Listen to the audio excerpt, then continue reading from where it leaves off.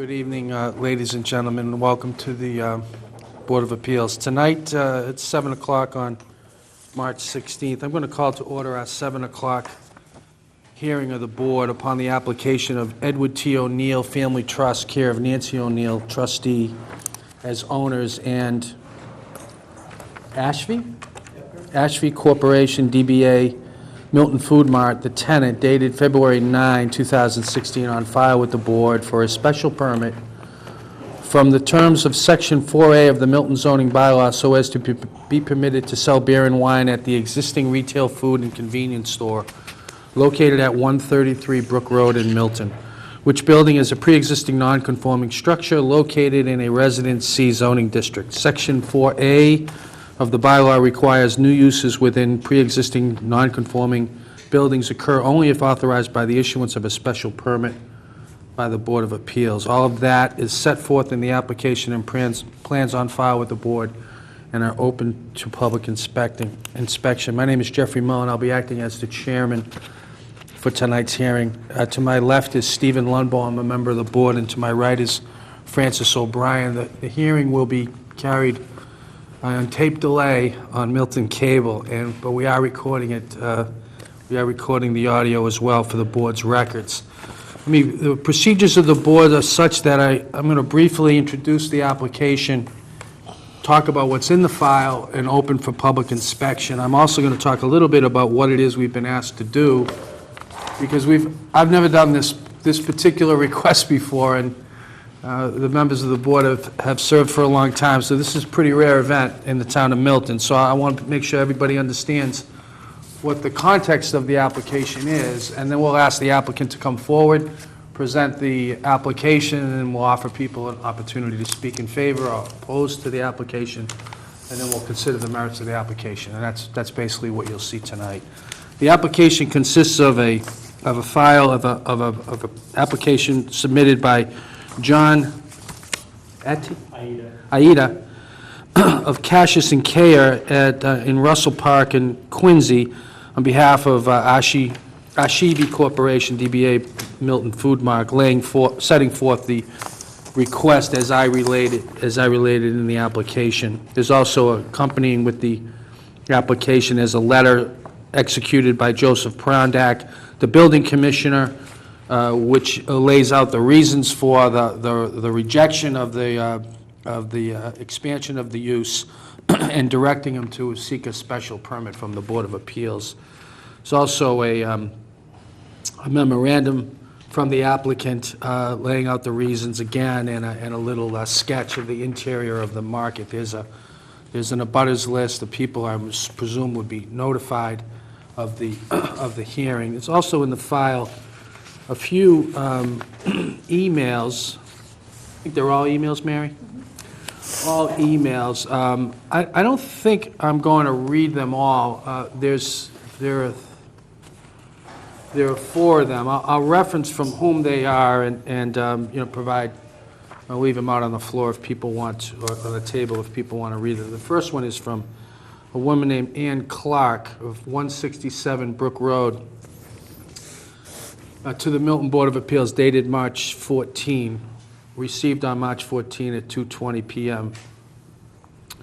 I'm unable to attend your meeting, but would like to offer some input as a homeowner living in very close proximity of the Milton Food Mart. I want to express my objections to the Milton Food Mart adding liquor stores to their store. This corner is a gateway from Boston into the community of Milton. As such, should be treated with great care. The town should be seeking to upgrade the area, not diminish its appeal to visitors and those who live there. Milton has a long history of protecting the character of the town, aided by our zoning rules, which are designed to be enforced by town staff and guarded by volunteers on the Zoning Board of Appeals, indeed. I believe that adding liquor sales would in no way enhance this corner, but rather would be detrimental to our neighborhood. The properties on the corner are not very well maintained, parking is sparse and problematic, traffic is a nightmare. The two commercial entities, the store and the garage next door, regularly display unattractive signage that does not conform to Milton's signage rules and makes the corner a bit of an eyesore. They display signs in windows, fly flags, use sandwich boards on the sidewalks, and oversized messaging abounds. It is easy, therefore, to envision beer sale signs being added to the fray. The small neighborhood store now sells sandwiches and a collection of basic food supplies and seems to do a brisk business selling lottery tickets throughout the day and evening. It's frequented by children walking to and from the school who regularly stop in for snacks before and after school and pick up items like milk and bread for their families. I don't think it would be desirable to have these children shopping in a liquor store, even if such sales are limited to beer and wine. Liquor is already available at 2 locations in nearby Milton Village Commercial District, 1.5 miles away, and even closer in Mattapan Square. While some other communities allow liquor sales at their small family stores, Milton has not done so, and I think making such a change for the Milton Food Mart would set a dangerous precedent in that other small stores may wish to follow suit, including the 2 Tedeschi's and Matracases. I hope you will reject this application in the interest of protecting the character of the town, our quality of life in the neighborhood, and the value of our homes. Thank you for consideration. Ann Clark. I know I said I wouldn't read them, but I wanted to read it. So the applicant, I don't know if the applicant has seen these? Oh, okay, so you know what? Why don't you take that so you can take a look at it? This second one is from Gary Szymek, SZYMCZUK. That's a lot of vowels. That's a lot of consonants and not many vowels. Szymek. He's at 203 Brook Road since 1986. I do not want Milton Food Mart to sell liquor. It's a small convenience store, non-conforming. Parking is already an issue. This is a residential district, not a business one. Again, no to selling liquor. Gary Szymek. The third one is from James, Elizabeth, and Joseph McKenzie, 183 Brook Road, dated March 16, 3:54. So that would be today. Dear Ms. Fitzgerald, members of the Board of Appeals, we wish to register our extreme opposition to the Milton Food Mart's application for a special permit for a change of use for a liquor and beer license. There are several points. Number one, we are shocked and dismayed to find out about this hearing only late in the afternoon of the hearing day. We would have thought the entire neighborhood would be notified of such a change in use. This is entirely inappropriate. It smacks of stealth. We will not be able to attend the meeting tonight because of the short notice and prior obligations. We hope you receive this email in time and take it into consideration. We do not think the neighborhood would be well served by Food Mart obtaining a liquor and/or beer license. There are a number of reasons. The Mart right now is a magnet for school children who shop in to get candy as they head home. It seems very inappropriate to add liquor and beer to such a store. The location is the hub of 2 busy streets and right around the corner from Blue Hills Avenue. These are street already busy, and the addition of more traffic, possibly already drunk, is not a good thing. There are also routes for students walking from the middle school to Tucker School and the high school. Adding more traffic, possibly drunk drivers to the area is asking for trouble. The store has very little parking, and the additional traffic would cause a lot of problems. There are 3 liquor stores in easy distance for those who want to purchase beer or liquor, but placing a liquor store right at the crossing of these streets is not helpful to the town, the neighborhood, or the abutters. We are already just the distance from this store to have cigarette butts and scratch stickers discarded on our front lawns. We do not look forward to having nip bottles, beer cans, and bottles tossed in our yards as well. Please vote against the special permit. The last email is from James Matthews, received yesterday afternoon at 5:30. My name is James Matthews, together with my wife Ashley Vernon, live at and own 150 Brook Road, which I believe is directly across the street. We're opposed to this kind of dense project at 5 to 9 Thatcher Street in Milton. Our house sits directly across the street from the Milton Food Mart, and we recently learned that the owners are seeking to obtain the ability to sell beer and wine at the store. We are opposed to this request for a variety of reasons. We prefer not to have liquor sold in our neighborhood. The corner is already a mess with signage that does not conform to the zoning laws. We do not want beer signs added to the mess. This is not a business district and should not be treated as one. The Central Ave Lower Mills Business District is just 1.5 miles away, already has 2 stores that sell liquor, and liquor is available even closer in the Mattapan Business District. If any change is made to the non-conforming business across the street, it should be to improve the neighborhood, not make it worse by allowing liquor sales here. Also, the store is a neighborhood store visited by lots of kids, particularly teenagers, who shouldn't be frequenting a liquor store. Mary, would you mind just providing those to the applicant's counsel, and people are welcome to look at those. So those are the correspondence that we received. For the record, I do believe this hearing was advertised in the Milton Times. I don't know the dates, but it was in accordance with our regular practice, and the abutters were notified? Yeah, they should be, yeah. Okay. There's a folder on that date of the, Inside? yes. February 25th and March 3rd. Okay, February 25th and March 3rd. So we did follow the usual practices. Let me also just inform people that there is a memo in the file from David DeLuca, Town Council, to the Board of Selectmen. I'm not going to read the entire memo, but it does set forth the fact that the applicant had requested a license to sell wine and malt beverages in accordance with Chapter 138, Section 15 from the Board of Selectmen. They are vested with that power. The Board of Selectmen then asked the Town Council whether or not they had the authority to grant such a license in this location, and the Town Council advised that they may not do that because the property was not properly zoned.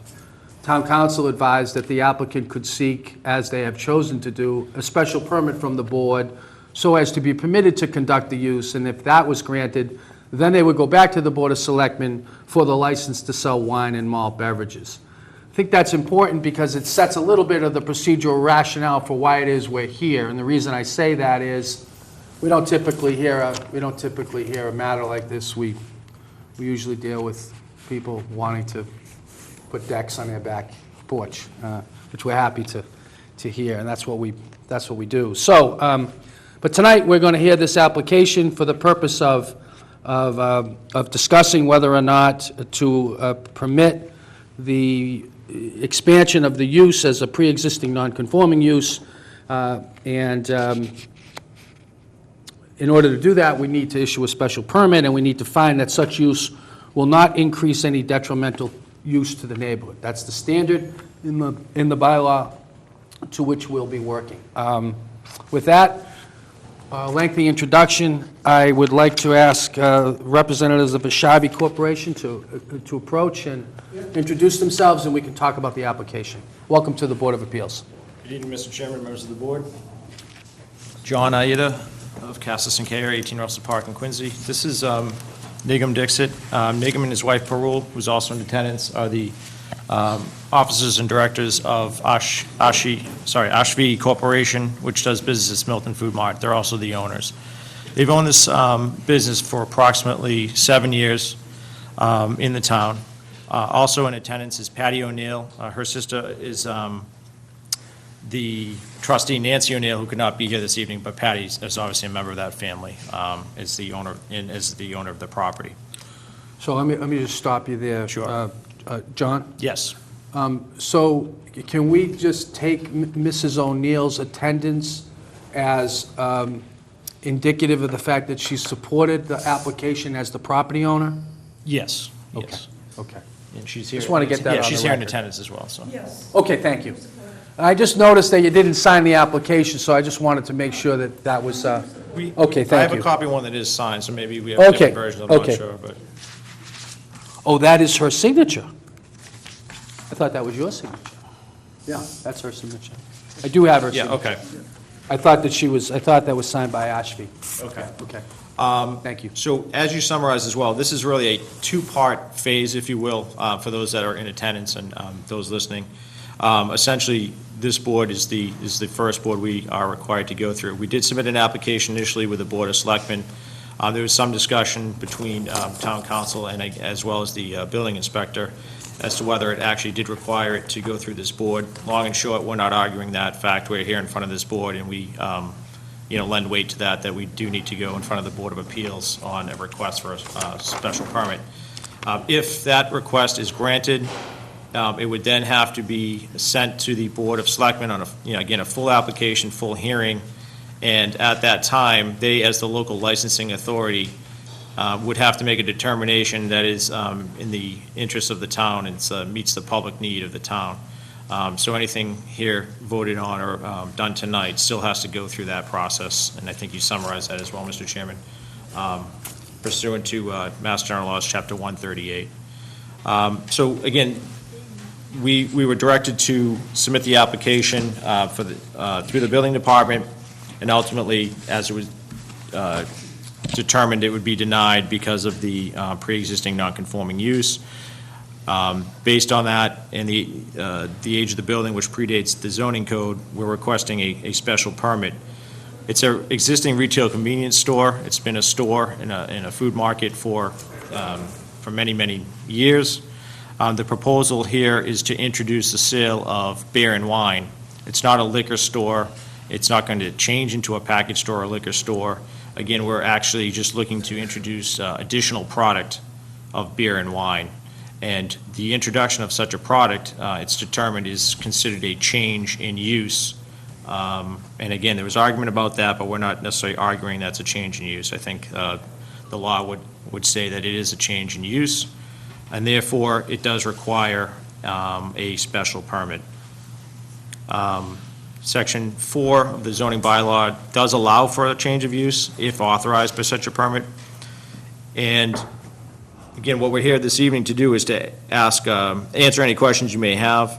We submitted a floor plan. If you review the floor plan, it's not a very large store itself.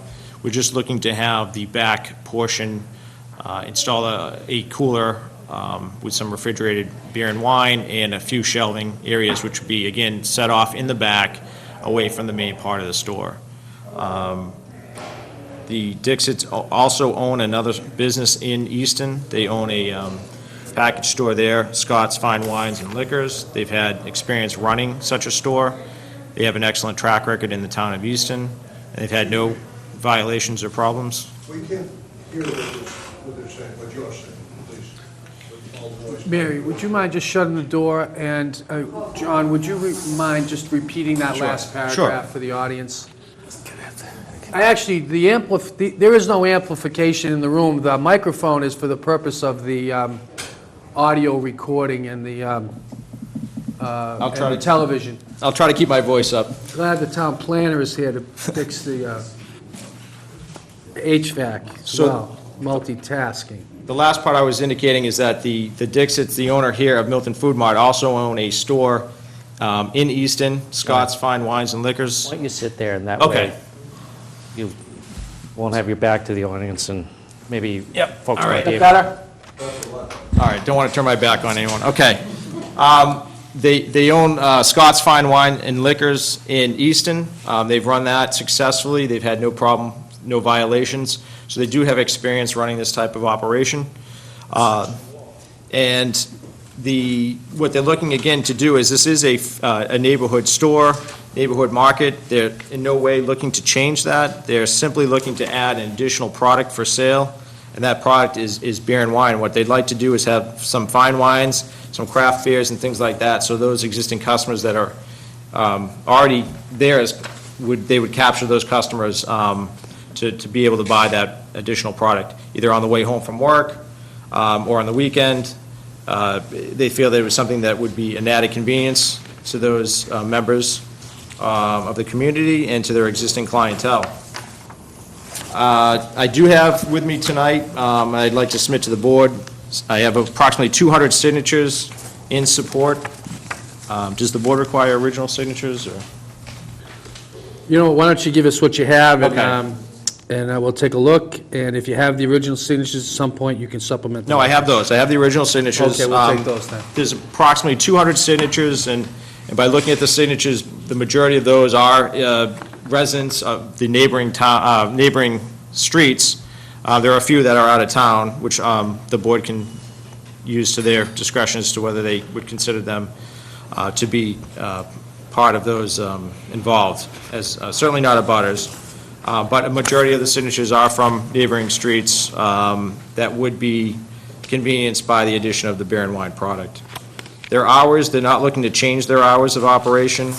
They close up by 9 p.m., 8 p.m. on some days. They're aware of the sign issues. There's very little actual windows and storefront signs that they could put there. They're not looking to add any additional signs per se. Again, the floor plan itself, you're talking about a 1,600 square foot building. They're looking to only add in the back portion maybe 200 square feet of space or so.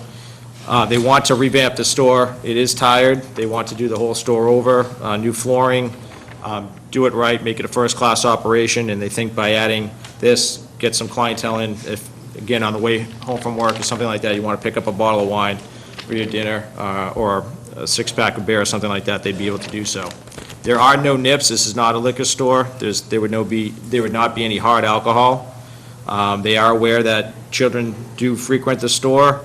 No one would be, that's why it would be in the back portion of the back part of the store. It's be in full view of the clerks and the staff, and, anyone there, just like any, if they're with their parents, just like any convenience store or any supermarket, they go up and down aisles that have beer and wine. Here, though, at least it's in the back portion of the store, and if there are children, school-age children that are there, they shouldn't belong in the back part, and they would be asked to leave that area. Again, they have an excellent track record in Easton. They've had no violations or problems. They're looking to bring that same type of experience to this location. All staff will be trained. And again, a lot of these issues are issues that the Board of Selectmen will also revisit and have to determine whether or not it's appropriate. But I think it's important that we have this presentation this evening as well for this board. They are looking to put in an ID scanner that would be able to determine, fake IDs, stay on top of the law, and because things are ever-changing in the world of counterfeit IDs, and that ID scanner would be updated periodically to keep that up to the trends. And in terms of its location, there's really, I've heard some of the emails talked about a mile and a half away, a mile away, where you can go into Mattapan. There's really nothing directly in this vicinity. There are only so many places in the town that can actually have this type of business. Milton Food Mart has been there for many, many years, and this owner has proven himself as a good operator and will continue to do so. They feel that it is appropriate and would not be detrimental to the neighborhood. I'd certainly ask if the board has any questions, or the public as well. I'd be more than happy to answer those. I have, lastly, a map of the existing licenses in town, which kind of, if anyone has any questions, if I can find it. So, the Milton Food Mart is marked by a green, I think I have three, one for each of the members. Marked by a green thumbtack. And I know it's hard to see, but there are two, obviously, right across the street from one another, Central Liquor Mart and Esprit de Vin, at the corner of Central and Elliott. And there's an all-alcohol package store, which is East Milton Wine and Spirits, and the fourth license in the town is the Fruit Center Marketplace, which is a beer and wine license. That's marked by a yellow pin. So again, looking at an aerial shot of this from Google Earth that I used, shows the location that there really is no licenses in the town that would presently, for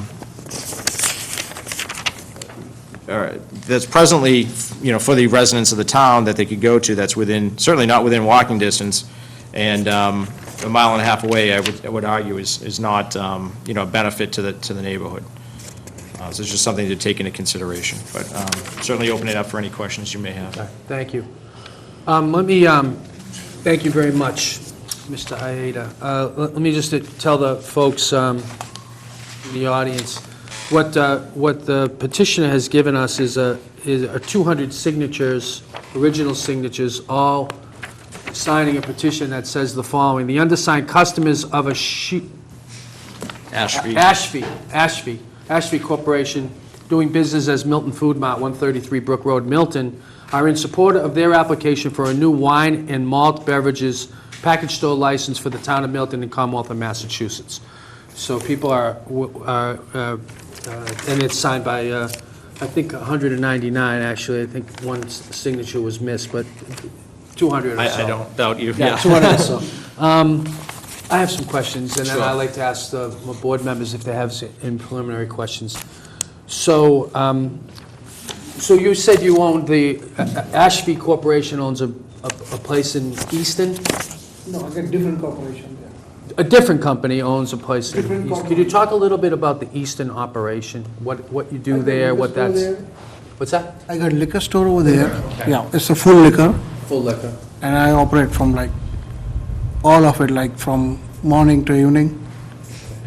And then me and my wife both run over there, Okay. and we never had any kind of problem there, and we run very smoothly, and How big is it, how big is the liquor it's store? like around 2,200 square feet. 2,200. And Yeah. whereabouts in Easton is it located? It's like, it's on the Washington Street, Okay. 669 Washington Street, little far from the, like 1 mile from Stonehill College. But is it, it's the kind of place that we would traditionally think of as a package store, Yeah, rather than a food mart that's selling food? Yeah. Okay, Yeah. okay. just package store there. Okay, how many people work at the Milton Food Mart? Like 2 people. Two, and are they always 2 people working there at the same time? No, after like 2 o'clock is like 2 people. After 2, it's Yeah. 2, and before 2, it's more or less? No, less. Less, 1? Yeah, yeah. What are your hours? No, my hours is like 6:45, around 6:30 to 6:45 to 9 o'clock. Close at 9, Monday through Sunday? Monday to Friday. And Saturday, Sunday is like 7 to 8. And 7 to 9 on Saturday and 7 to 8 on Sunday. And how many customers would you estimate are in the store at its busiest time? It's like, how, like per hour or per? Just let's say a peak time, how many people do you, what I'm trying to understand a little bit is. what Peak your- time is like after like 4 o'clock. It will be a peak Yeah, he time. means- You have a maximum half a number of dozen people. people in the store at a time? Not really, not that. 4? much. 3, 4, yeah. 3 or 4? Yeah. Average 3 or Yeah. 4? And if you were selling beer and wine, how many people do you think would be in the store? Could be same, I guess. Would be the same? Yeah. Are you projecting an increase in business on account of Not this? too much, little bit, because I'm not gonna put the whole thing, you know. What kind of Just put on the product- back side, not on the front side, so. What kind of product are we I know we indicated craft beers and specialty wines. What types of brands would you expect to sell? Don't know that yet, don't but, know? because it's little new for me, but I would like say Sam Adam or that kind of thing. What provisions have you made for parking for these customers? It's like, I get like, Park right on the street? yeah, I get like, right beside there, I get the parking there, like There's parking 6 on parking site, over there, 2 on the front and 2 on the other side. Is there anything associated with the application in terms of things that you're doing to the exterior of the property that we don't know about, in terms of change in signage, change in outdoor receptacles, change in parking or anything? Or is this really an interior modification? I'll to a- definitely change the interior. I know, but would you make, I understand that from the application, that was clear. You're going to Yeah. change the layout, you're going to move the, you would have beer and wine in the back of the store. My question is whether or not there were any other modifications to the exterior of the property. Exterior, I'm thinking to do a little bit on the front side. What does that mean? It's like, do little, like, better, you know, like, Make it Like- look better? yeah, What about advertising, external advertising, on-premise advertising? Is that I don't proposed? have too much room for that. What about exterior receptacles for trash and the like? Anything like that being planned? Not really, actually. I don't have any further questions right now, but Mr. O'Brien, do you have any questions for the applicant? No questions at the moment, Mr. Mr. Chairman. Rumble? I wasn't clear on your statement regarding parking. What is the current status of the parking there? Because I was down there today. I don't live in the area, but I wanted to eyeball Sure. the location. There's a parking lot to the left side of the building? Is that your parking lot? Yeah, That's your parking That's lot? his lot, yes. Right, there's 3 spots in front, 2 around the corner. There's street parking. There's 3 street There's 3 parking. street parking three out street front. park in the front side, How many in the lot to the side of the building? 5 or 6, I think. Well, 5 to 6. yeah. And I noticed that it's fenced off Yeah, that's a next door thing, because of that Yeah. former, what was that? Yeah. Knights. KFC, Um, yeah. Milton National Little League, the place we did the draft. Right. Mostly people know it about that. I was American League, but, so that lot, your lot to the left side of your building, is there some, I don't know what's going to happen with that building, with the former building. It's boarded up, but I don't know. is there any sort of easement issue there with that lot as it relates to that building? Do we know? So, Well, in fact, there is an agreement between you and the property owner of Yeah. to permit the parking. We've had this, the Knights of Columbus the owner of the Knights of Columbus has been in front of the board for a variance. It was denied, and it was explained that some of the parking in the lot, the portion that's not fenced off, is via an agreement that he has with the owner of the food mart. I don't know the details of the agreement, but that's how I recall. And additionally, there had been that work done on Brook Road to do the cut-in to try to facilitate people getting in there, but I think it's clear that there definitely continue to be some traffic issues at the intersection. okay. I might be able to clarify. Yeah, sure, absolutely. Yeah, Parking. Mrs. O'Neill, The, come on up. Patricia O'Neill, I'm one of the trustees of the trustee family, and that area of the Could you parking- just tell us your name and your address, please? Patricia O'Neill, 252 Thatcher Street, Milton. That parking area the Milton Food Mart has been there, I think, since sometime in the 1930s.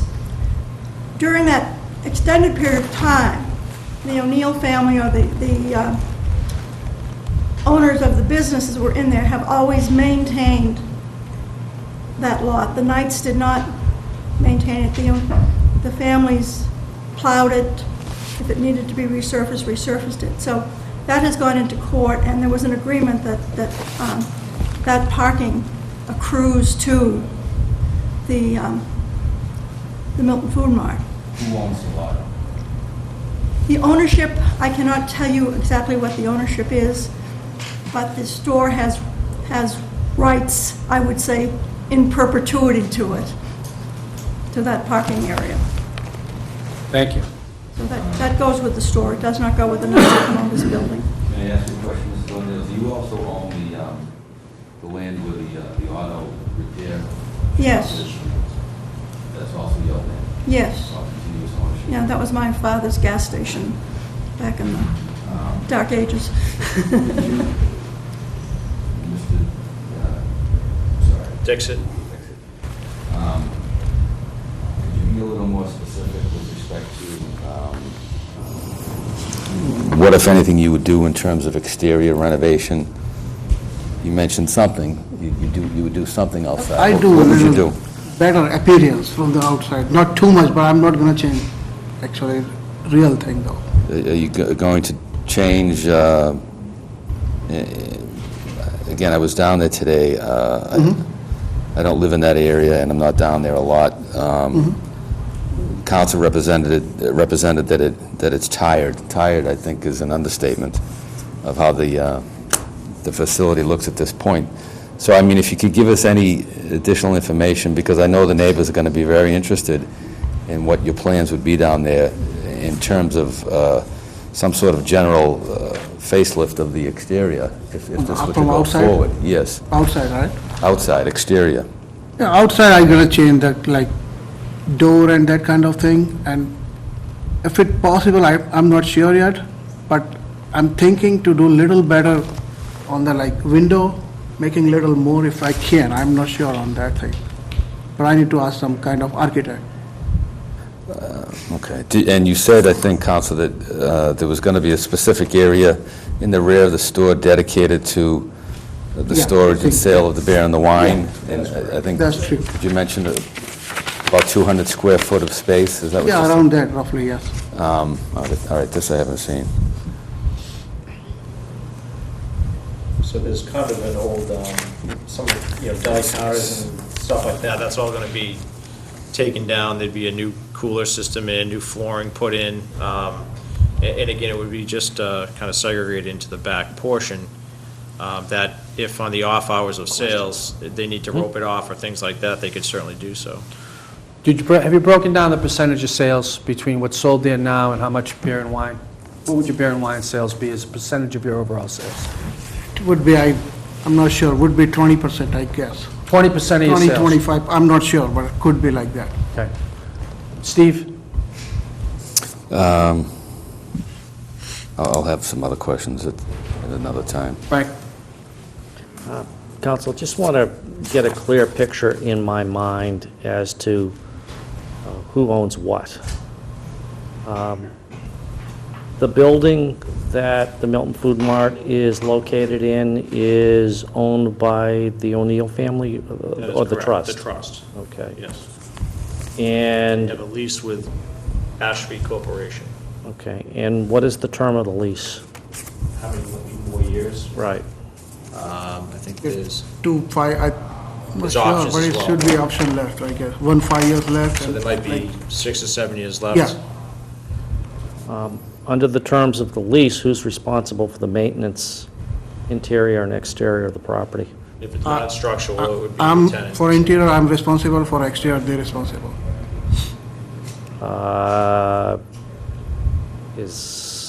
That's not what I think I heard you say. I haven't reviewed the lease before I came here this evening. It wasn't really, I can review it and get it back to you, but the tenant and the landlord are here, so Yeah, I know very they well. can answer it better than I can.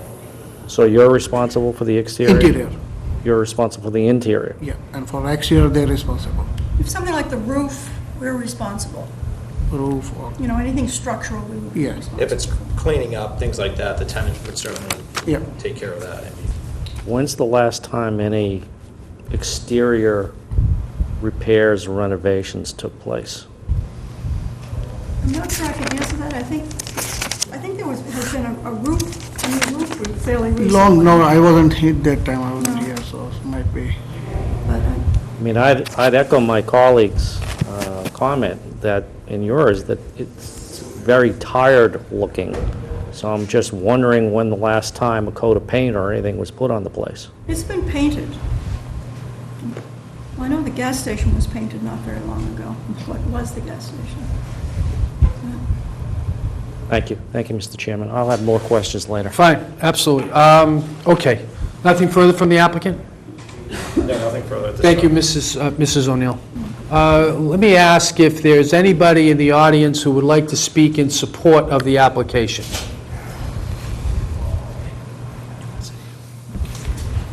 All right, hearing none and seeing none, let me ask if there's anybody in the audience who wishes to speak in opposition to the application. Oh, yes. Mr. McKettrick, just a second. I'm sorry. No, go ahead. Joe and I are old friends. Joe? Go for it. I was going to say, old friends. Can I sit respectfully facing my fellow townsmen? I'm Bill Green, and my name is William Green, and when I was a town meeting member, every Miltonian used to get up and say how long they lived in the town. And I used to, when I first came here 42 years ago, I'd say, why is that? Now I know. I've been here for 42 years, and I raised 4 boys here, and they all were aficionados of the Milton Food Market when the Mercers owned it, and just as many young children who use it today. And I come by the Milton Food Market now that I'm retired during hours when children are there. And I can tell you there's quite a few children gathered out in front after school and before school, which is normal. They buy snacks, they buy chips, they come back from school, they hang out, they meet their friends, etc. It's the classic neighborhood grocery store. And I've got a little piece of a submission, which I've signed and my wife has signed, Kathleen. She's not here today, but I'd like to pass that in, and I'm sorry I didn't make a copy for the applicants. But if you look down at paragraph 5, so I won't have to bore everybody. I will, thank you. But paragraph 5 talks about Massachusetts General Laws 138-16C, which is the chapter which they apply under. And 16C is very relevant because it says Premises located within a radius of 500 feet distance from a school or a church shall not be licensed to sell alcoholic beverages unless the local licensing authority determines in writing and after a hearing that the premises are not detrimental to educational and/or spiritual activities of the school and/or church. And needless to say, we have St. Mary's School, we have the Tucker School, and we have several churches, all within maybe 5, maybe 200 feet in case of the church on the Parkway, and hundreds of children pass that store every single day of the week. Not only do they pass it in the morning, they pass it in the afternoon, they're sent there on errands like I used to send my own boys, go get a half gallon of milk, your mom needs sugar, etc. There's no question in my mind that this will be detrimental to our neighborhood and our community.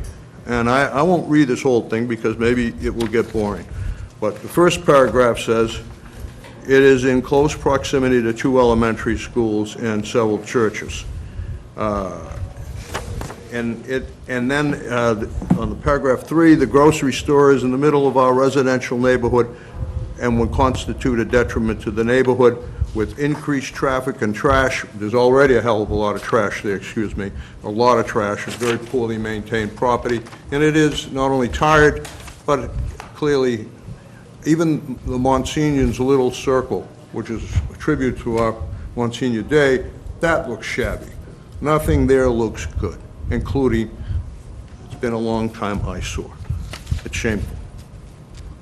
Anyhow, on 4, the area immediately surrounding the grocery store is already somewhat of an eyesore. I'll skip that, and I'll go right down to paragraph 6, and this is really what bothers me, living in this part of town.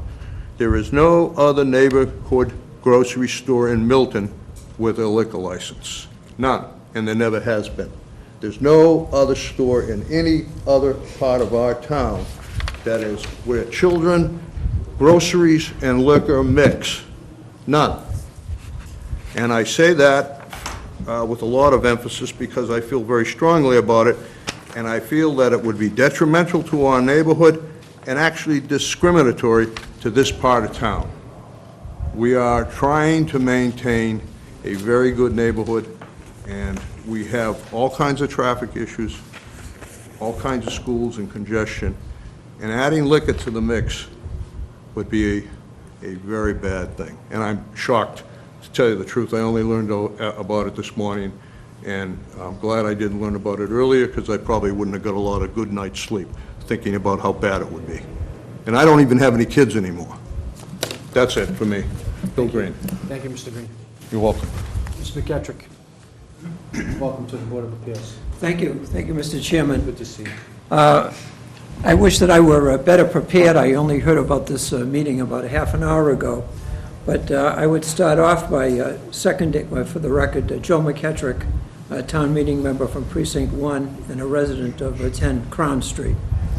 Had I known of this meeting... Could you just get a little closer to the microphone? Yeah, had I known that this meeting was tonight, I would have better prepared for this, but I think that Attorney Green has given a good description of the impact that this proposal would have on the neighborhood, and I would second everything that he said. There are several other points that I would make. In terms of a petition of 200 signatures, had I known of this meeting, I probably could have collected 500 signatures in very short order objecting to this proposal. Also, given the nature of town government and our system, my neighborhood is protected really only by the wisdom of the Board of Appeals in deciding an issue of this kind. This would have an extreme impact on the neighborhood. We have sympathy with anyone who is in business and like to see people succeed, but everything in our society is a balancing test. And in this situation, I think that the detriment far outweighs the potential benefit. There's several ways to think about this. One, I think your board has already touched on, which is the nature of the site. And it's extremely difficult for me to see how the neighborhood could provide sufficient parking for such an enterprise. If you've been down to the site and you all live in town, you know that there is a heavy amount of traffic that goes through there. It's Route 28, it's the beginning of the Parkway. There are thousands of cars that go through there, and it would be a very convenient stop, in theory, for people who wanted a beer or wine, but I could see the site being saturated with traffic, being saturated with parking problems, and it would just be bad neighborhood design to put this kind of an enterprise on the site. There would be cars going in and out. There's a lot of speed of cars going through the intersection, both on Route 28 and the Parkway, and it would be, frankly, a nightmare. So there is that public safety concern. Some of the social impact Attorney Green has already talked about, but in thinking about the greater good of the area, the question would be, is there a need for this service in this particular mode? There are ample facilities in the area, given the fact that everybody has an automobile, to go and purchase beer and wine, and there are sites really over in Hyde Park, in Clary Square, on Truman Parkway, and in Mattapan Square, where these products can be obtained. So there isn't any crying need for this kind of service. So I would also be thinking about some of the other issues, such as the proximity of the schools and the churches, and the knowledge that these activities simply do not interrelate very well. So I can assure you that there would be a storm of protest by these neighborhoods, both my neighborhood up on Crown Street on the other side of the Parkway, and the Thatcher Street area, and the area over where Mr. Green lives. So I urge your board not to approve this proposal, and I thank you for the opportunity to address you. Thank you, Mr. McKetrick. Thank you. Anybody else wishes? Yes, in the back there. Yes, sir. Welcome to the Board of Appeals. Your name and address, please. My name is Joe Sloan. I live at 55 Concord Ave, and prior to that lived on Brandon Road, which is just across Brook Road, very close to the area, so I'm very familiar with the property, and as someone earlier mentioned, the Mercers operating the food mart became a very comfortable place.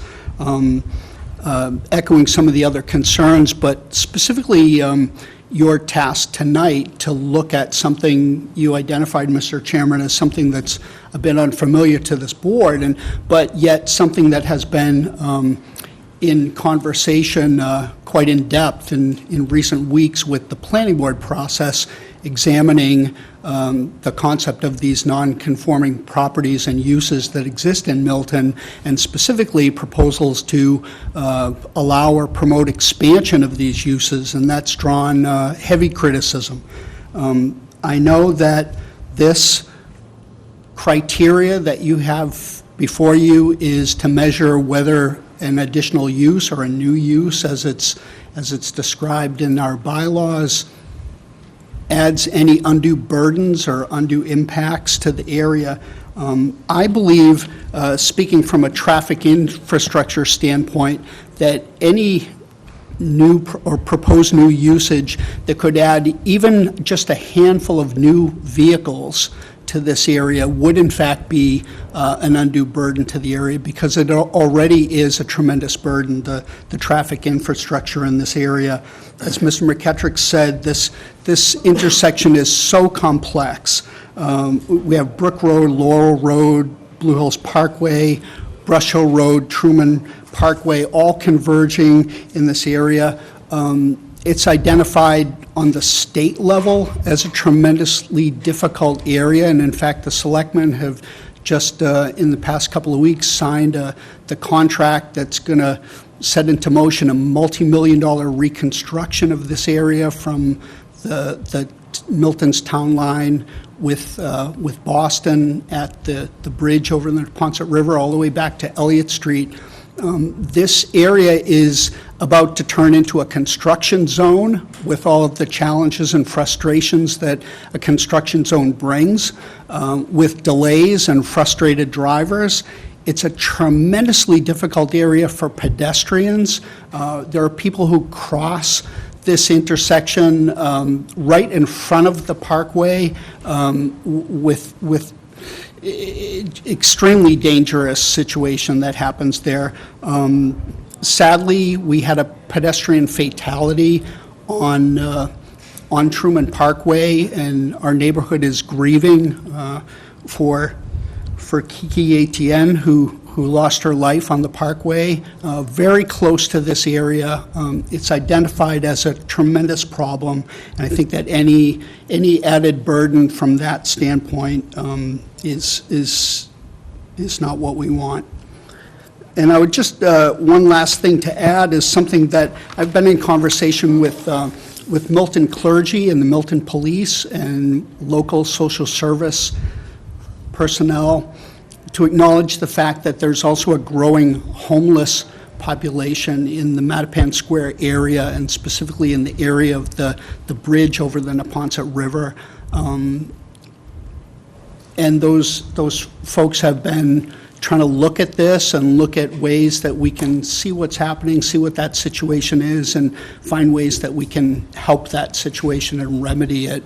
And I think that offering beer and wine sales in the area wouldn't necessarily help the resolution of that problem. Thank you very much. Slow. Anybody else who wish to speak to the, yes, in the back?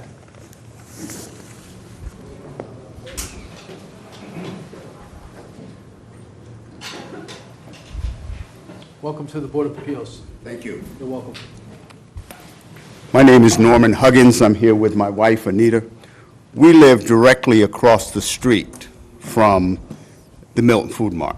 We live at right on the corner of Brook Road and Blue Hills Parkway. If you walk out of the front door of the Milton Food Mart, walk straight, you'll walk right into our driveway. Blue House? No, the brick house Oh, on on the the other corner side. with the hedges around. It's a nice- I have several problems with offering beer and wine at this location. Number one, the increase in trash. We already have to go out and pick up trash, that a lot of it comes from folks walking out of the store, eating a candy bar, drinking a soda, and they throw it right into our yard. You can go by our house almost any day, and you'll see trash in the hedges, thrown over the hedges. I think if you start selling beer there, there's going to be more, especially in the summertime. Folks are going to buy beer, they're going to walk out of the store, and as they walk down the street, they're going to drink it, throw the can right in our yard. I also take issue with what was said about the distance to other stores. It's a half mile to Mattapan Square. And there you can buy wine, liquor, whatever you need there in Mattapan Square. I've measured it in my car. I walk it often. The other concern I have is parking. The amount of parking that you're going to need is going to be more than what's there now. And I would also take issue with what the gentleman said about the number of people in the store at a time. He talked about 4 or so in the store. It's not true at all. I've been in that store when there have been 10, 12 people in the store at one time. People are in there all the time buying lottery tickets, as well as trash stickers, as well as other food items. In the traffic, one of the problems you have with traffic now is that folks pull up in front of the store, they come out, and they make a U-turn. And if he talks about increasing the business by 20%, that's going to be that many more people looking for parking spaces. I've had folks park right across my driveway and run across to the store. So you're going to have a lot more people doing that. And there's no parking on the other side of the street that's legal. So you'll get more people parking in the bus stop, parking across my driveway, and that's going to create additional hazards there.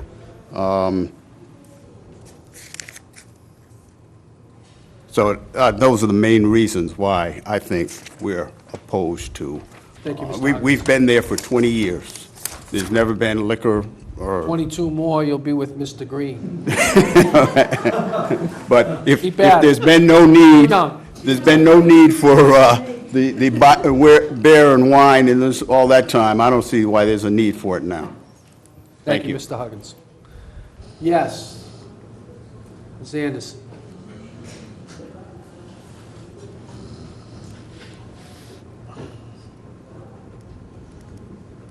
Welcome to the Board of Appeals. Thank you for the kind welcome. April Anderson Lamoureux. I live at 249 Brook Road, just down the way from the Milton Food Mart. And I just want to say, before I give my comments about the issue at hand, that the people that run the store are very, very nice people, and I don't want anyone to get the impression that my comments in any way reflect upon you. I want to thank you for being very kind and nice neighbors. But I'm a candidate for planning board this year in Milton, and the overriding reason is this corner. I'm an economic development professional. I spend a lot of my days and I've spent a lot of my years working with other cities and towns looking to improve certain commercial assets or other parts of their community. And I look at this corner and it just makes me crazy. I mean, it kind of drives me to drink, so maybe we should be here saying, please, offer this license, it'll make it You're going easier. to Mattapan. Yeah, that's true, a half mile, I Only could half take mile. care of that. No, I look at this corner and I walk by it frequently and I think, man, there's so much opportunity for improvement here that would really benefit this neighborhood, especially looking at the gated off Knights of Columbus property. What I'm concerned about is what a liquor license at this store, a retail liquor license, would do to the potential redevelopment of that Knights of Columbus site.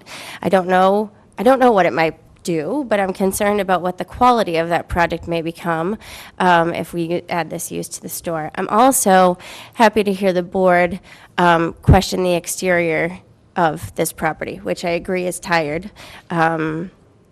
And I would love to see a significant amount of reinvestment, not only in the Milton Food Mart building exterior, but in the car repair place next door, also very nice people, and certainly on the Knights of Columbus property. So I ask you please to reject this request, and hopefully as a neighborhood, maybe we can come together and think about ways that we can kind of spur some new activity there, because it's really desperately needed. So thank you.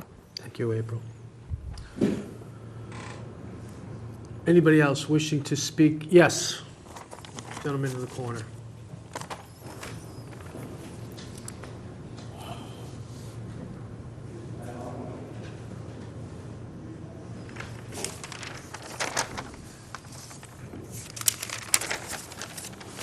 Thank you very much. My name is Mark McGillicuddy, Audubon Road. I've lived in I this think you're town. going to have to speak up a little bit, Mr. McGillicuddy. Okay, thank you. I live on Audubon Road. I've lived in this town for over 40 years. 42? Well, how many? You got to tell us. 42. You said that. 42. You moved the same year that Mr. Green? Yes, sir. I find that highly, that's too much of a coincidence, but go ahead. I'm a part-time crossing guard for the Department of Conservation and Recreation. And occasionally, I do crossings on the corner of Brook Road and the Parkway. And you would not believe how fast these cars go, coming and going.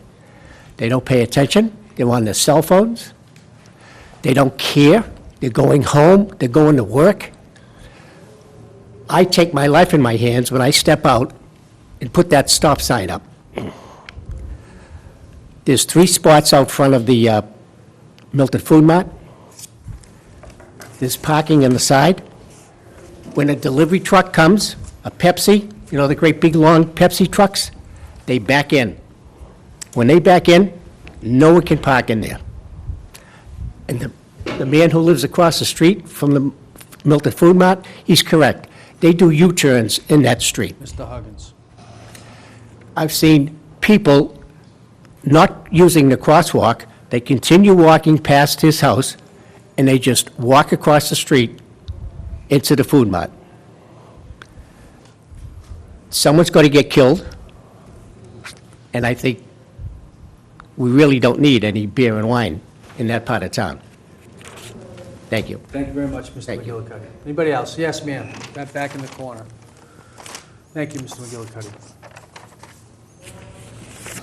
Yes, ma'am. Welcome to the My- Board of Appeals. Hi. This is my first time, so please Doing be fine. patient You're with me. doing really good so far. My name is Stasha Haberek. I live at 5 West You're Street. going to have to say your name again. Sasha? Stasha, and the last name is Chaberek. I've been in Milton since 1977. I've been attending the Milton Food Mart when the Mercer family had it. And we've been purchasing things there. But I just don't want to go back on history. I do walk my dog, as the chief and everybody knows, several times a day. All different hours, night, day, midday, or whatever. And what I've seen several times, you know where the Monsignor Day flower thing is, do you know that some of the customers that come to Milton Food Mart, they drive right on there, and if you're doubting me, you can go and see the tire tracks. I was I there. don't think the board would doubt you.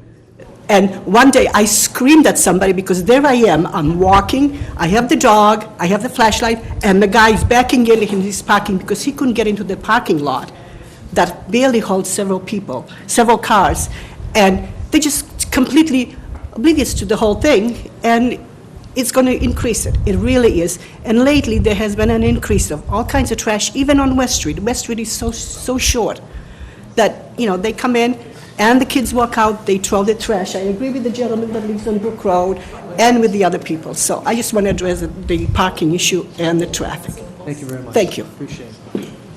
Yes, ma'am. Yes, sir. Yeah, I'm Al. Why don't you come on up here and so you can speak into the microphone? Yeah, Al Wallstrom. I live at 181 Brook Road. Wallstrom, Wallstrom.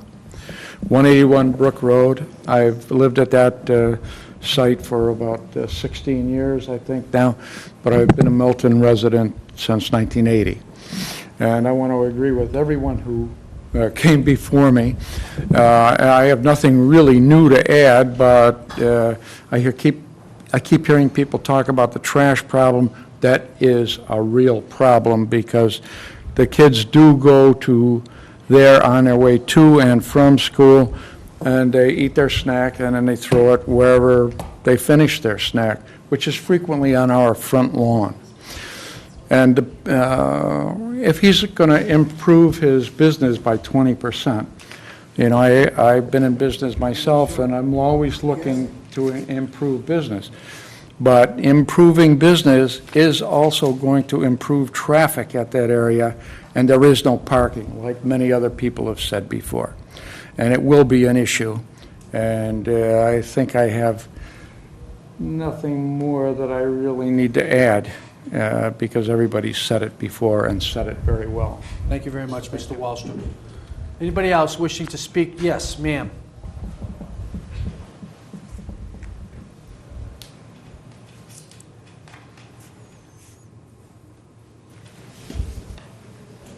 My name is Lisa Murphy, and I live on Mulberry Road, so I'm not as close to some of the other people, but I'm still affected by this.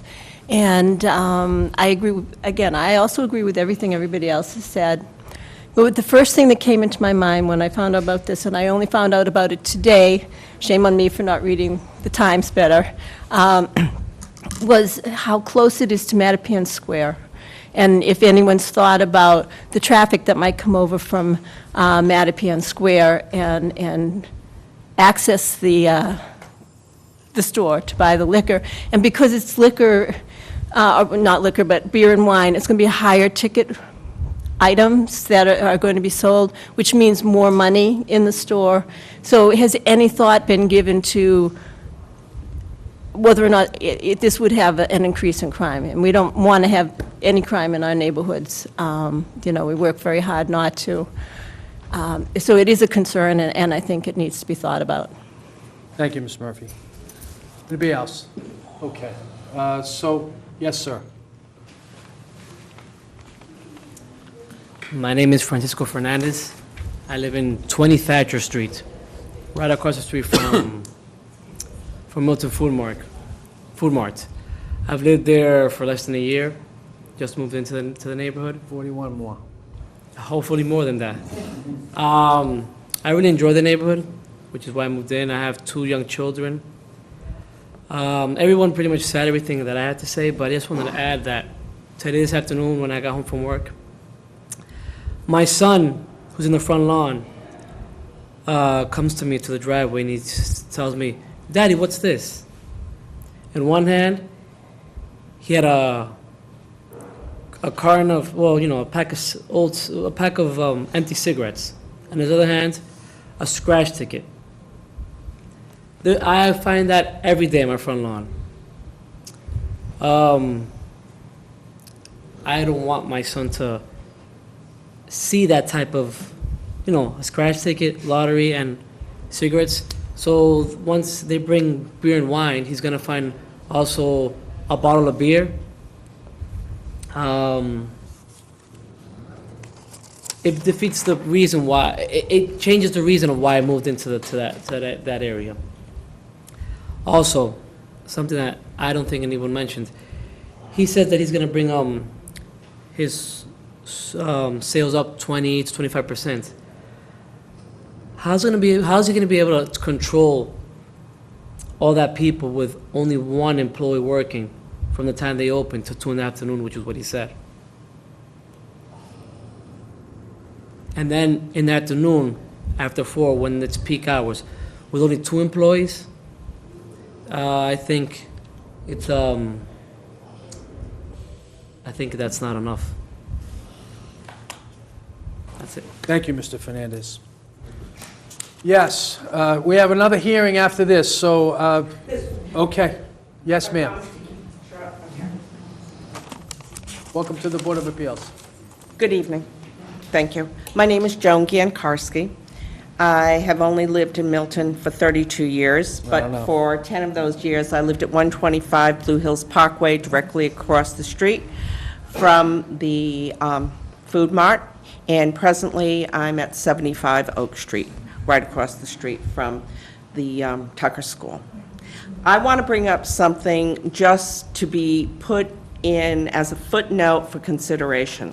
Lately, the town of Milton has become very concerned about substance abuse in this town, opioid use and alcohol among its youth, as well as issues among residents and ambulance calls, being transported to the hospitals, domestic abuse with regard to alcohol and substance abuse. I'm not a teetotaler. I do not speak as one. I believe in the responsible use of adult beverages. However, at this time, seeing what I read on one side of the Milton Times and with this petition, not that I'm against business, I just think we need to put that as a footnote of what the town is facing regarding its social character. Thank you. Thank you, Mrs. Giankarski. Anybody else wish to be heard before the Board of Appeals? Okay, so it'll close the testimony. Just a question. We have a question from Board of Appeals member, Steve. Attorney Ayeta, do we know, the issue was raised by Attorney Green, is 138 Section 16 in play, do we know? So it's in play in the sense of, there may be one property that is Within 500 feet, so no matter what, if we go to the next stage, we would have to notify them. They have the right to object. In the past, the churches and schools had a veto power. They no longer have that veto power by law. So all it is, it's a additional consideration that the Board of Selectmen would take in their decisions-making process. So it is. Okay, so it's a selectmen's issue, it's not. It's a selectmen's issue. A lot of the things that were brought up, again, public need, do we need it? Okay. That's a selectman issue, not to take away anything from this board or from the people in attendance. But, and if I could just get an opportunity for about 2 minutes just to respond to maybe some of those points. Mr. Ayeta. Okay.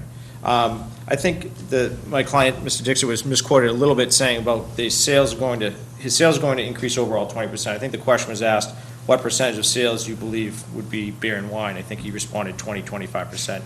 So I would say it's not necessarily going to equate into an increase in sales, 25%. He's going to have to remove other products he presently has in the store. He's trying to keep up with the times, keep up with what the people, his customers have wanted, his regular customers have desired.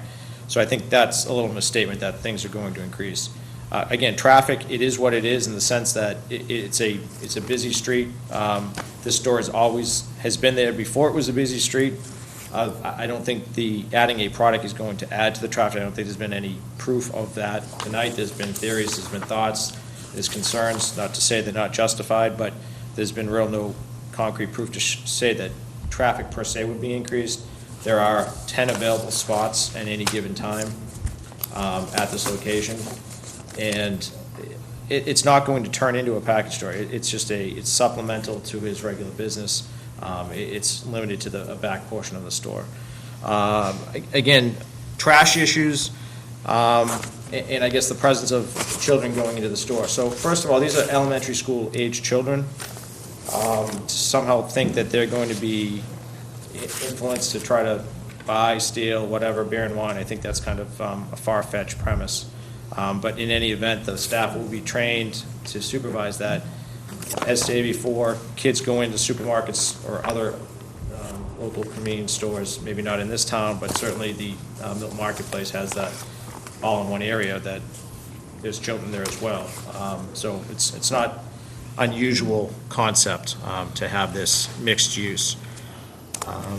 And then the trash issue, again, if it's a matter of school-age kids littering, I know they try to leave additional trash receptacles. What they do off-site, it's unfortunate. Maybe that goes to trying to teach them at school or whatever to be better about cleaning up their environment. It's an issue that is around all stores. They do their best to police the immediate area. They're obviously heard tonight, many neighbors that do have the trash issues and concerns, and they'll stay vigilant with that. I don't think, first of all, it would be illegal for anyone to do so, but I don't think anyone's going to be on a bar room. They're not going in, purchasing a beer, opening it up, and throwing it in someone's lawn. If that's the case, that's a larger issue regarding that if that happens. And then lastly, for whatever it's worth, I'm a former resident, 23 years in the town. And I also had Mr. McGettrick as a law professor at Suffolk University. There's a lot of us. As sorry, as a law student. Didn't He we was my all? professor. So for throwing years around, there we go. So, and I'll end it with that. Thank you very much. I think we'll close the evidentiary portion of the hearing and begin the deliberative phase. Yes, Mr. Green. I'd just like the record to reflect the cost. There's been purportedly 199 original signatures of people who support this, but not one of them has come to this meeting. Not one of them has shown their face. Noted. And I want that, I think that should be noted. It is, has been noted, for the record. Thank you. All right, I'm going to, as Chairman Lennon often says, oftentimes we exercise the chair's prerogative to speak first. I'm going to do that right now. I think,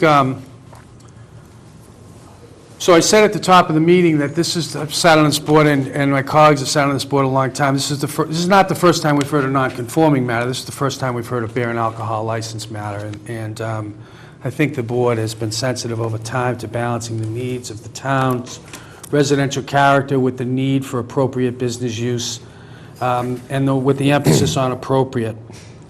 I don't think this application comes close to the standard that needs to be met with respect to the detrimental impact on the neighborhood.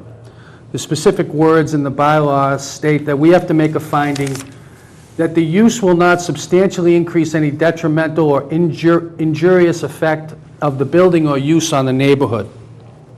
And while we can argue what that means, I don't think that standard has come close to being met. I agree with most of what has been testified to today. I'm going to make 6 points and then ask my colleagues to make their remarks. I think the area is in very poor condition and very poorly kept, not in character with the overall sense of the neighborhood and the place that the Parkway, Brook Road, and the greater area around St. Mary's represents. I think the area is very fragile for a lot of reasons, because of the mix of uses and very difficult traffic situation with both vehicles and pedestrians at the intersection of a state highway and a major Department of Conservation and Recreation arterial. I think the parking at the site is difficult now and will be made more difficult by the use that's been proposed. And while there hasn't been specific testimony on the increase in traffic, I happen to think traffic will be worse, but it certainly will not be made any better by the increase in use. Fifth, I don't think enough thought has been given to the exterior impact of the neighborhood, which I think goes to one of the hearts of what we're speaking about. And by that I mean about the general upkeep, about the impact of the current use on the neighborhood. After all, and while it is non-conforming, it is nevertheless in a residential area. And I had hoped to hear about a trash program or about some upgrades to the building or about how signage would be controlled, and we heard none of that. And lastly, with respect to Chapter 138, Section 16C, which I think is absolutely in play given the fact that Parkway Methodist is almost a direct abutter, and probably St. Mary's is within 500 feet of the closest corner of this building, perhaps not. Mr. Sheffield says no. It doesn't matter. The Methodist Church is certainly within 500 feet. And while that's a matter for the Board of Selectmen to appropriately determine with respect to the proximity to schools and churches, I do think it goes to the Board of Appeals jurisdiction with respect to whether it has a detrimental effect on the neighborhood. And at the bottom, it's not the right mix of uses. It's not the right mix of uses for the store with respect to the neighborhood character of the store and the sale of wine and beer, and it's not the right mix for the neighborhood with respect to the proximity of homes, schools, churches, pedestrians, the MBTA, and all that goes into what that neighborhood and that corner is all about. So my conclusion is that this sets a poor precedent. It's not appropriate, it's not the right time to permit this kind of use, and I won't vote to support the special permit. Mr. O'Brien. Thank you, Mr. Chairman. I, too, will not be voting in favor of this application, and I have a number of reasons. First of all, as you've articulated, and I'll repeat again, the standard in the bylaw is that the Board of Appeals must be satisfied that such extension, alteration, reconstruction, or replacement and the use to be made thereof will not substantially increase any detrimental or injurious effect of the building or use on the neighborhood. Given that standard in the bylaw, I personally don't even reach this, if I would refer to them as the Board of Selectmen issues. That would be the liquor license, the need, things that the Board of Selectmen would normally consider when considering whether or not to issue a liquor license. The biggest thing that keeps me from voting to approve this particular petition is the unkept, unsightly, and presently poor state of the structure and the surrounding environs.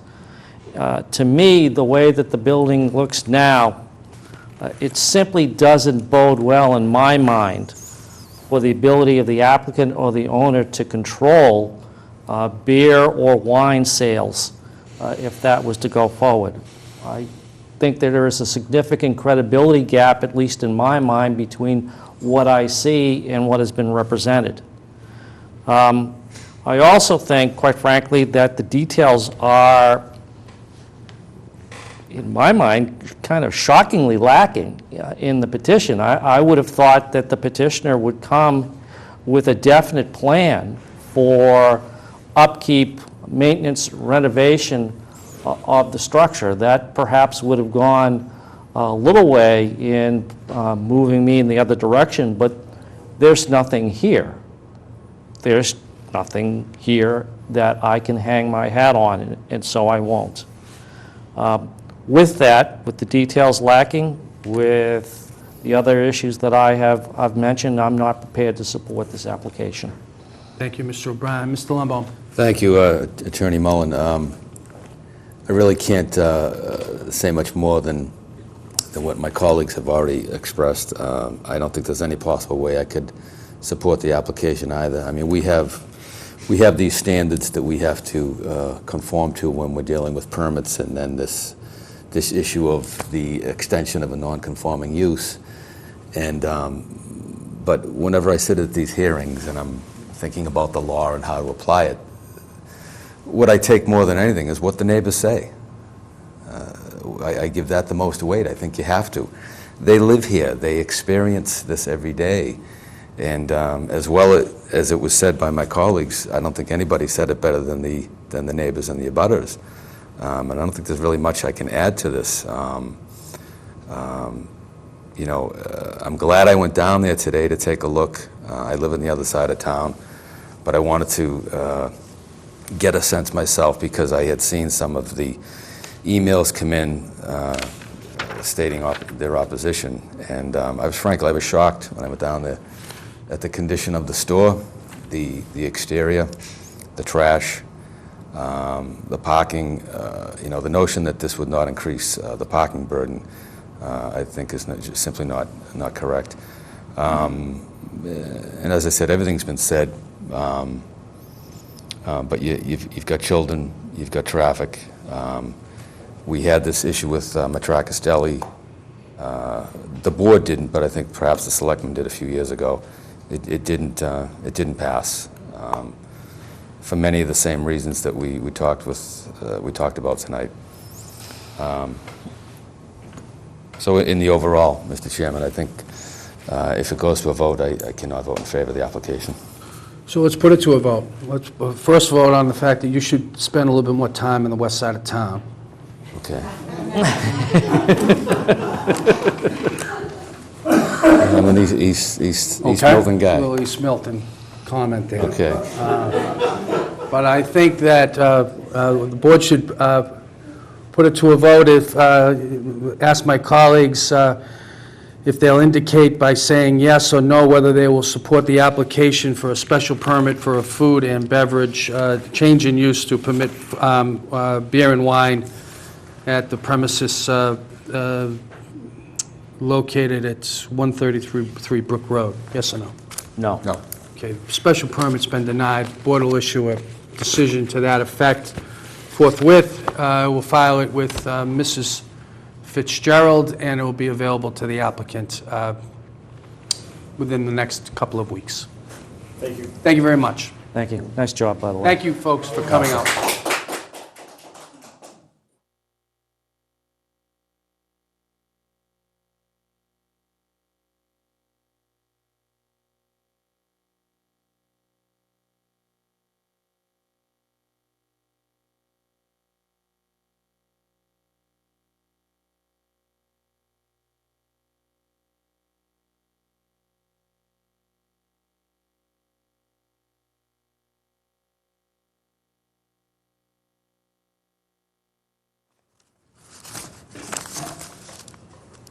I'm going to call to order the 7:30 hearing of the Board of Appeals. It's March 16th, 2016. This is a continued hearing on the application of Ilda Cella, the applicant, dated December 23rd, on file with the board for a variance. We met as a board on February 4, 2016, took testimony and comment from the neighbors, people interested in the hearing, and then granted a continuance to today, at which time we agreed to take additional testimony and additional comment on the application. I'd like to incorporate the previous hearing by reference into this hearing, and reopen the hearing and continue with the discussion. I see that Mr. Sheffield is here. He represents the applicants. Mr. Sheffield, welcome to the Board of Appeals. Thank you, Mr. Mullen, members of the board. I would like to distribute a letter that I received from the building commissioner. If you recall, at the last meeting, you suggested that we meet with the building commissioner prior to coming back before the Board of Appeals. On the February 4th meeting, the neighbors were very clear that they thought the proposed structure was too high. It had too much mass. It had windows that were in the attic that overlooked the neighboring houses. And for these reasons particularly, they did not think it was appropriate for the neighborhood, and really were against it. As a result of that, we went back to the drawing board and we submitted new plans. I believe you have a copy of the new plans. The height of the building was reduced by about 3 feet, which is about 10% of the height. It was right at the edge of 35, now it's about 31. We have eliminated the massing by redesigning the roof so that it doesn't open up to the neighbors. It's a straight roof in which it doesn't box out at the facing the neighbors. There are no windows in the attic. The attic was severely reduced in size. It also does not even have stairs up to the attic storage area, but merely has a pull-down stairway in order to reduce the size of the house. The neighbor on the left objected to the bump out for a window, and she pointed out that this would be facing her backyard deck, and so we eliminated that completely. And we have a small bump out over the driveway, which would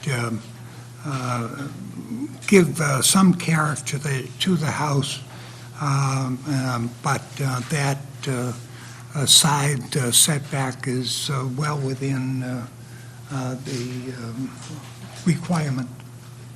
And it's further away from the neighbors that it should not be problematic.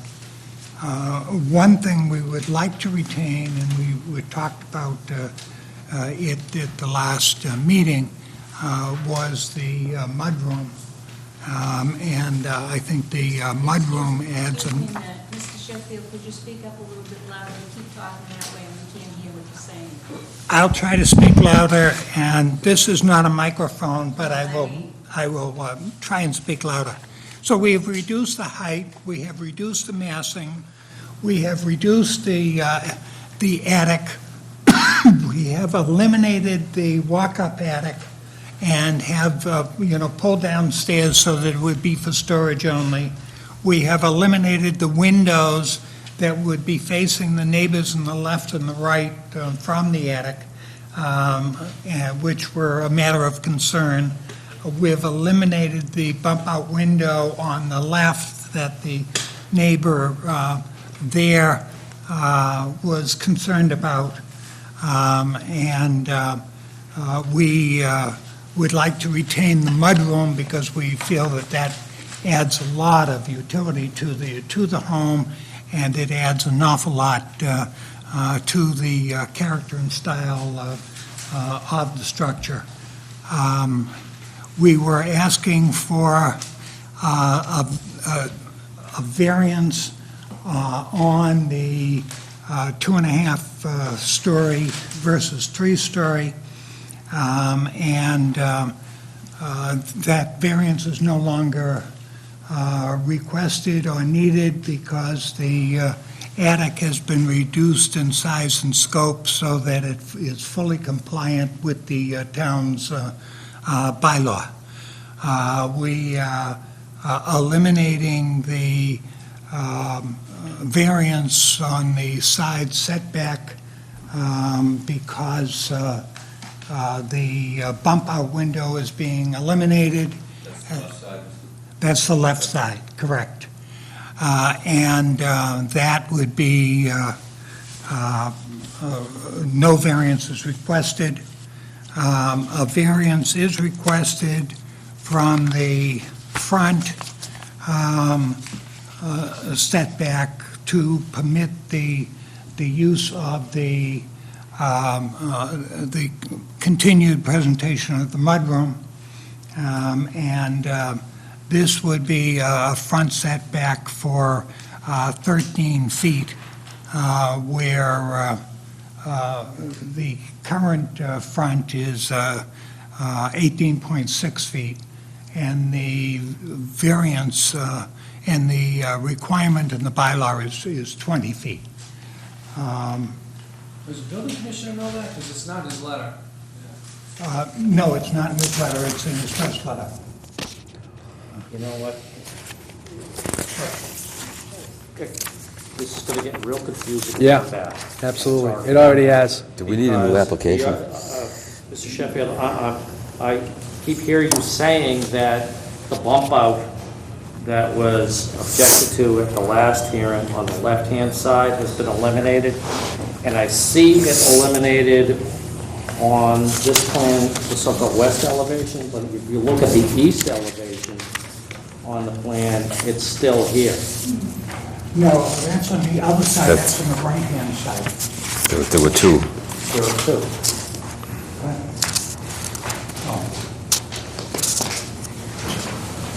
It's still there, yeah. So if we're going to tie this to the plans that's put before the board, we've got a problem. But more fundamentally, my question really is, what did the building commissioner see? You know what, we really can't do this at the hearing, so we need to make a decision on whether we're going to continue. My concern is we've got a letter from the building commissioner that talks about the only thing you need is a special permit, because under section 4A of the bylaw, properties, non-conforming structures may be extended, altered, reconstructed with a special permit from the Board of Appeals, subject to appropriate conditions, limitations, and safeguards. I thought that's what the hearing was about. If the hearing is also requesting a variance, it calls into question what the building inspector, building commissioner, saw when he issued this letter. And furthermore, Mr. Chairman, So- I would posit that we may have a notice issue. Could be, yeah, we could also have a notice issue. So what did the building commissioner see? The building commissioner, these are plans that,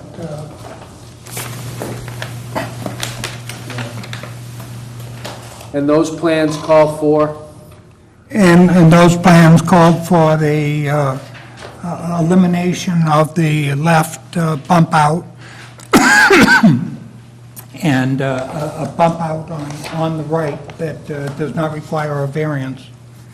And the mudroom would require a variance. Got it. Whoops, I drew on this. So, Mr. Lombard, you want to be heard? No, I'm echoing what Frank said. I do see it twice on the east elevation. Yeah, And the one that was... I drew on this. Emailed to me today. And now on this one, it disappears, so... Unless these are the first, this may be the first set here.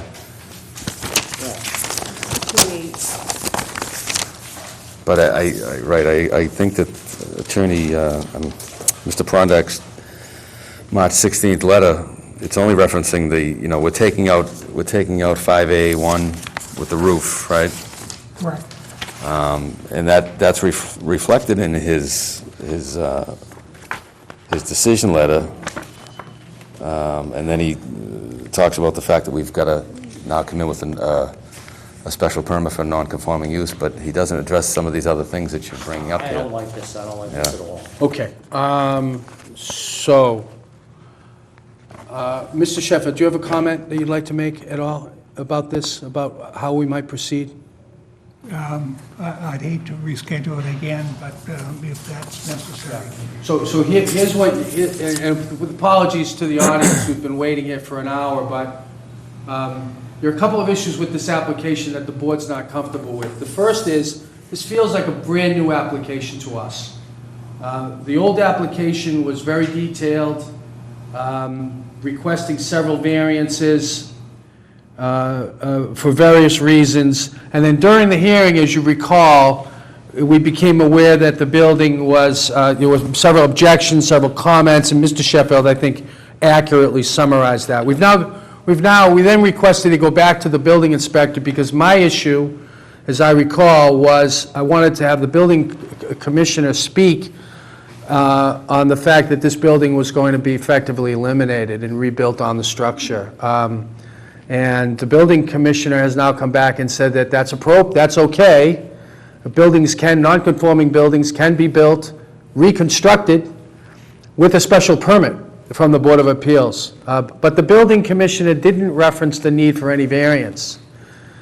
The concern that we have is that we don't know what plans the building commissioner was looking at when he issued the letter. The second issue is that the plans appear to have some inconsistencies, and when the board votes and considers a matter like this, we incorporate what we've seen for plans. And then the third issue is, some would say, some have said, a board member did say, that there hasn't been adequate notice to people about what it is the board is doing, because the notice that's currently out there requests variances under 4 different code sections, and we may or may not be having to consider a variance tonight. And Mr. O'Brien has additional concerns that he'd like to share. And I have one additional concern, and that is that, and this goes to the applicant, if and when we get to a point during the course of this proceeding where we do decide to grant some relief, I want to be in a position as a board member, and I think my fellow board members want to, if we go forward and approve this, which is, far from certain at this point because we haven't gone through the process, I want to make sure that we've given the applicant the relief that they've asked for and all the relief that they need in order to have an appropriately built structure that meets the zoning requirements. And right now, the way that this application is structured, I don't have that comfort. So for the sake of the applicant and wanting to make sure that the applicant gets what they need when they need it, if we make a decision in their favor, I want to be in that position. Don't feel I am right now. Okay. So thank you. What I'd like to propose, with due respect to the audience, respect for your time and the time of the board and the time of the applicants, I think this hearing has to be renoticed anew. And so I'd like to ask Mrs. Fitzgerald to do that. And I'd like... Mr. Chairman, if I may speak? Yes. If it has to be renoticed, it would probably be far simpler to withdraw the request and submit a new application on a simpler basis, and the new application would be noticed. I think that's a great idea, and board will take a vote on permission to withdraw without prejudice. Thank you. In a moment, but I think that's a good idea. I think that would simplify it for everyone concerned. So maybe that's all we have to do. Yeah. Okay. Here I was, ready to say something brilliant, and something about East Milton and the other side, or something like that. This is in East Milton. Terrific. So it's something you know a lot about? That's true. Yeah. Let me ask the members of the board if they'll support permission for the applicant to withdraw the petition without prejudice. Yes. Great. Yes. So the petition's been withdrawn. We write up the appropriate paperwork. You're free to submit another application anew, and we'll mark up a hearing at an appropriate time. Thank you very much. Thank you very much.